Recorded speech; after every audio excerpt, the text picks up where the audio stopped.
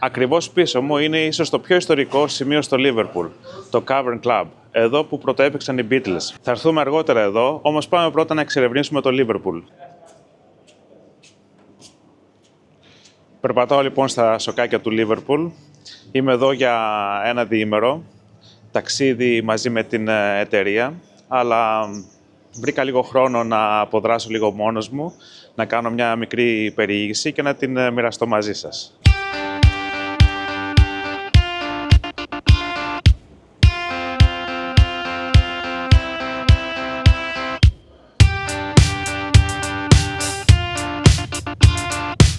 Είναι Σάββατο πρωί, όπως βλέπετε ο κόσμος αρχίζει σιγά σιγά να μαζεύεται. Περπατάω στο κεντρικό πεζόδρομο. Ο καιρός είναι συννεφιασμένος, αλλά δεν βρέχει προς το παρόν. Πάμε προς το Καθεδρικό Ναό τώρα.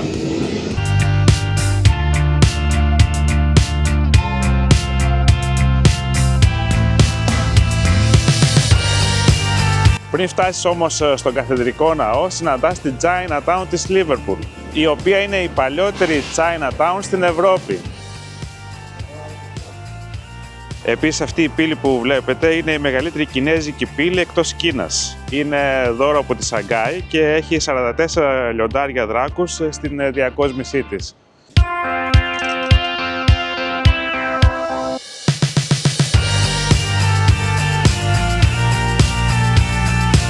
Μας έπιασε μια μπόρα ανεβαίνοντας προς τον Καθεδρικό Ναό, αλλά δεν πτωούμαστε, ειδικά εγώ που μένω Νορβηγία. Έλα να σε πάω λοιπόν στον Καθεδρικό Ναό του Λίβερπουλ, ο οποίος είναι αρκετά εντυπωσιακός. Είναι ο πιο ψηλός καθεδρικός ναός στην Μεγάλη Βρετανία και ο 8ος μεγαλύτερος στον κόσμο. Είναι χτισμένος σε γοθικό στυλ, με ύψος πύργου 100 μέτρα και καταπληκτική θέα της πόλης από το ψηλότερο σημείο.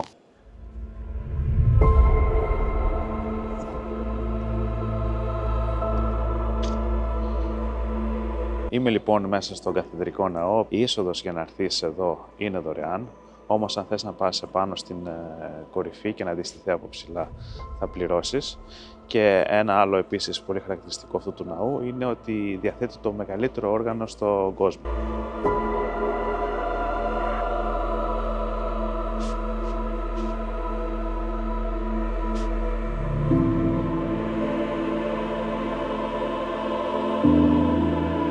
Και επίσης κάτι ιδιαίτερο είναι ότι υπάρχει καφετέρια μέσα στην εκκλησία, μέσα στο καθεδρικό, οπότε μπορείς να πιεις το καφεδάκι σου ή να απολαύσεις μία σούπα μέσα στην εκκλησία.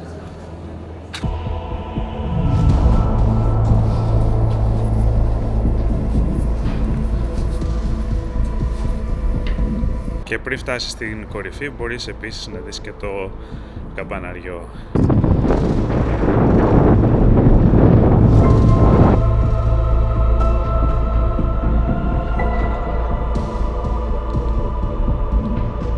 Το Liverpool όμως δεν διαθέτει μόνο ένα καθεδρικό ναό, διαθέτει δύο καθεδρικούς ναούς. Δεν νομίζω ότι έχω χρόνο να πάω να τους δω και τους δύο σήμερα, αλλά αν είσαι εδώ στην κορυφή μπορείς να δεις και τον δεύτερο καθεδρικό ναό, ο οποίος είναι πιο μοντέρνος. Θα ζουμάρω λίγο για να μπορέσουμε να το δούμε καλύτερα. Εδώ λοιπόν είναι ο δεύτερος πιο μοντέρνος καθεδρικός, ο οποίος είναι λίγο διαφορετικός από αυτόν που βρισκόμαστε αυτή τη στιγμή. Και στο βάθος, πίσω από το καθεδρικό ναό, μπορείτε να δείτε το Anfield, το γήπεδο της Liverpool. Ένας σημαντικός λόγος λοιπόν για να επισκεφτείς το Liverpool είναι αν είσαι ποδοσφαιρόφιλος και μη φυσικά. Είναι μοναδική εμπειρία να απολαύσεις ένα αγώνα της Premier League ή απλά να βρεθείς σε αυτά τα δύο στάδια. Δεν ξέρω αν θα βρω χρόνο να το κάνω αυτό, γιατί όπως έχω πει και πριν, είμαι σε ταξίδι μαζί με την εταιρεία, είμαι μαζί με συναδέλφους και κάνουμε δραστηριότητες μαζί, οπότε θα δω. Επίσης, όπως βλέπετε, ξεκινήσαμε με συννεφιά, μας έπιασε μία μπόρα και τώρα έχει ήλιο. Ο καιρός λοιπόν είναι απρόβλεπτος, άρα θα πρέπει να έχετε τα κατάλληλα ρούχα μαζί σας για κάθε περίπτωση. Πάμε τώρα να σου δείξω την πιο μοντέρνα πλευρά του Liverpool, το τρίγωνο της Βαλτικής όπως λέγεται, Baltic Triangle, όπου έχουμε έτσι ένα πολύ ωραίο πολύχρωμο vibe εδώ πέρα, με καφέ, μουσική, φαγητό, γενικά πιο hipster ατμόσφαιρα. Πάμε να το δούμε.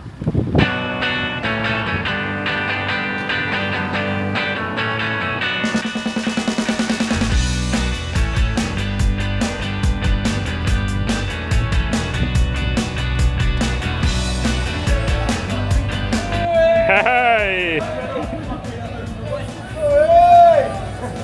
Jump on, jump on! Come on!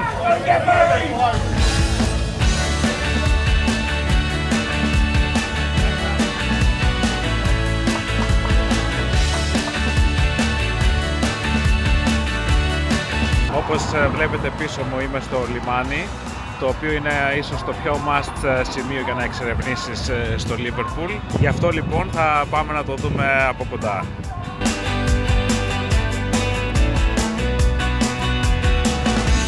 Πάμε λοιπόν να δούμε το Albert Dock. Εδώ θα νιώσεις το ναυτικό παρελθόν του Liverpool, αλλά επίσης και την μοντέρνα εκδοχή του.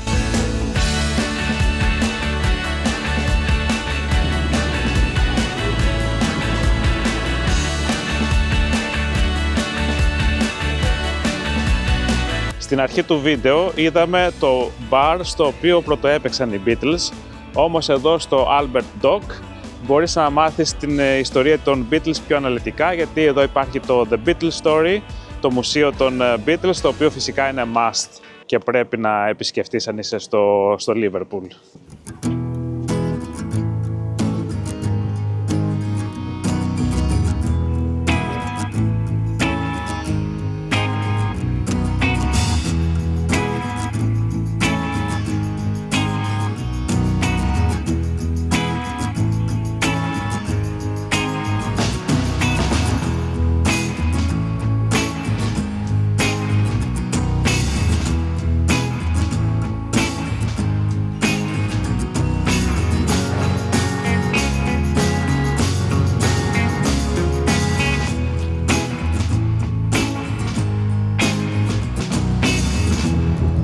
Πάμε τώρα να δούμε το Pier Head, εδώ που ξεκινάει στην ουσία το λιμάνι.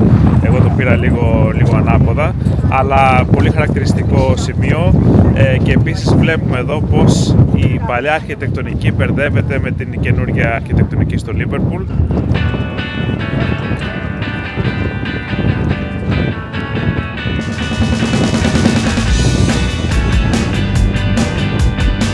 Και εδώ στο Pier Head είναι και το μουσείο του Liverpool, το οποίο έχει δωρεάν είσοδο και νομίζω ότι υπάρχουν αρκετά μουσεία με δωρεάν είσοδο, αλλά προς το παρόν δεν θα το επισκεφτώ. Θα συνεχίσω την περιήγησή μου και θα δω αργότερα αν έχω χρόνο ή την επόμενη μέρα. Επίσης εδώ μπορούμε να δούμε πώς έκλειναν το νερό σε σημεία του λιμανιού και επισκέβαζαν τα πλοία.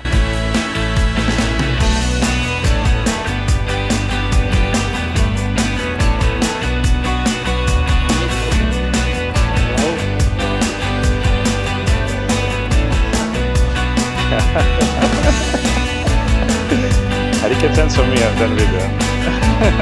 3 η ώρα το μεσημέρι αυτή τη στιγμή και όπως βλέπετε πολύ περισσότερη ζωή στους πεζόδρομους. Τώρα σου έχω ένα σημείο το οποίο δεν θα πρέπει να δείξεις στην γυναίκα σου ή στην κοπέλα σου αν έρθεις στο Liverpool, και είναι το εμπορικό κέντρο Liverpool One, που μπορείς να βρεις πραγματικά τα πάντα. Οπότε απόφυγε αυτό το σημείο, έτσι. Αλλά εδώ φυσικά μπορείς να αγοράσεις ρούχα και φανέλες της Everton και της Liverpool. Κυρίως της Liverpool, έτσι.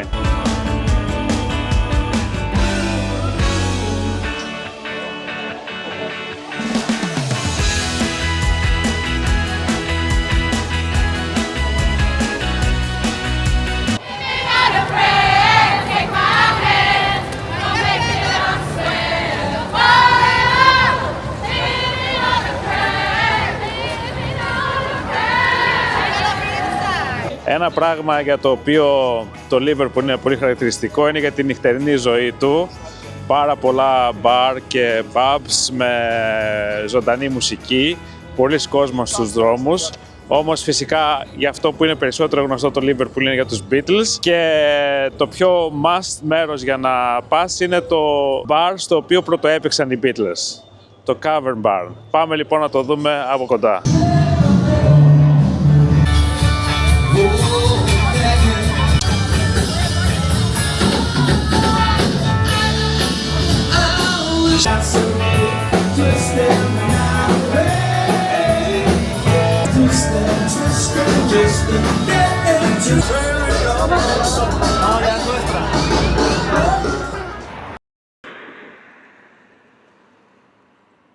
Έλα να σε πάω τώρα σε ένα χωριό βγαλμένο από παραμύθι, 20 λεπτά έξω από το κέντρο του Λίβερπουλ, το Port Sunlight. Αυτό το χωριό λοιπόν ιδρύθηκε στα τέλη του 19ου αιώνα από τον William Lever, ο οποίος είναι ο ιδρυτής της εταιρείας, όπως τη ξέρουμε σήμερα, Unilever.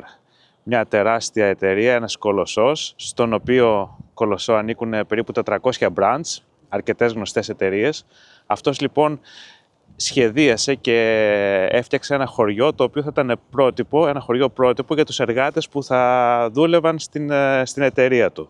Και μπορώ να πω ότι τα κατάφερε πάρα πολύ καλά. Έτσι, για να έχουμε μία ιδέα, στη Unilever ανήκουν εταιρείες, θα πρέπει να τις διαβάσω γιατί δεν γίνεται, τις θυμάμαι όλες. Knorr, η Hellmann's, Ben & Jerry, Lipton, Dove, Axe, Rexona, Lux, Sunsilk, Omo, Comfort, Sif, Domestos και πολλές άλλες. Πάμε λοιπόν να περπατήσουμε, να κάνουμε ένα ταξίδι στο χρόνο στο Port Sunlight.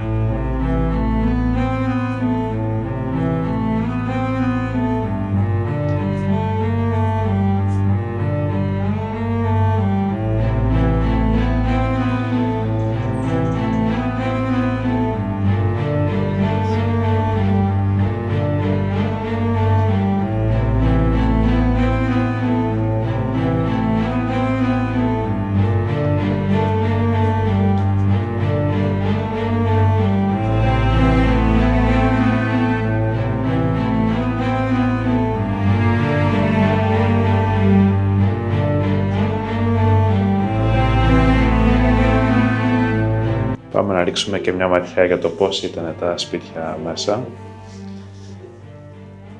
Τώρα είμαστε σε ένα σπίτι το οποίο χτίστηκε το 1913.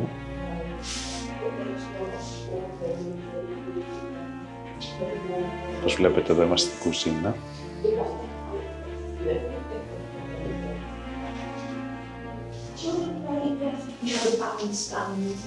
Out there and yes, it was quite a very contained community, so that people really weren't encouraged to go outside. They were here to work, to go to school, to do their shopping, everything. You watched this movie? What? Yeah, we saw the movie. Oh yes, yes.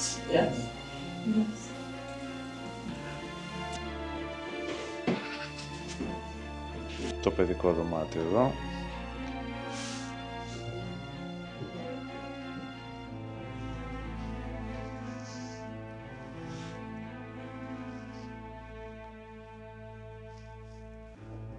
Και η κεντρική κρεβατοκάμαρα.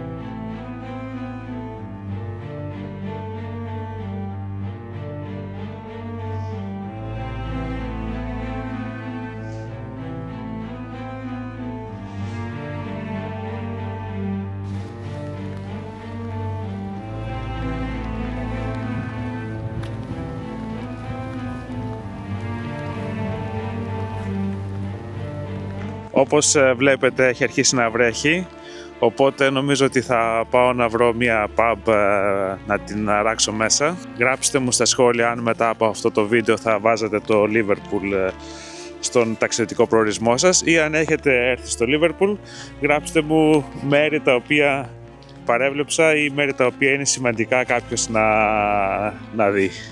Τα λέμε στο επόμενο.